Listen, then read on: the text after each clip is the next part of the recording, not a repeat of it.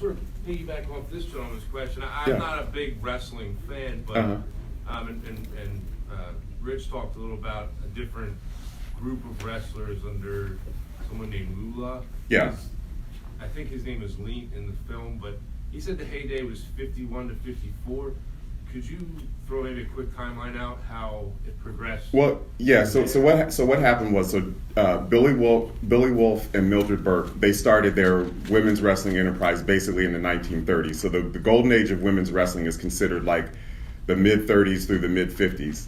But Billy Wolf started bringing black women in the 50s because he saw the decline. So he saw like how Jackie Robinson helped, bring a lot of excitement and attention to baseball. So black women were part of his strategy to kind of like keep his women's wrestling machine going.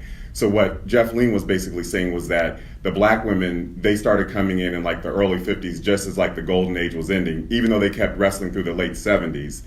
That like when women's wrestling was really, really, really at the height of its popularity. It's sort of like saying like the studio system, like with MGM and like all those movies that they would crank out, like The Wizard of Oz. That was like in the 30s and 40s. There were still movie stars, obviously, in the 50s and 60s, but they were coming in the tail end of when people like Louis B. Mayer were dying off. So it's like people like Billy Wolf were starting to die off as the black women were coming in. So the black women still continued to wrestle after Billy Wolf died, but it wasn't the same, extremely drawing tens and tens and tens of thousands of people to see black women wrestle on cards with white men and white women. It was still a draw, but it just wasn't the same as it was when Billy Wolf and Mildred Burke were like at the height of their power.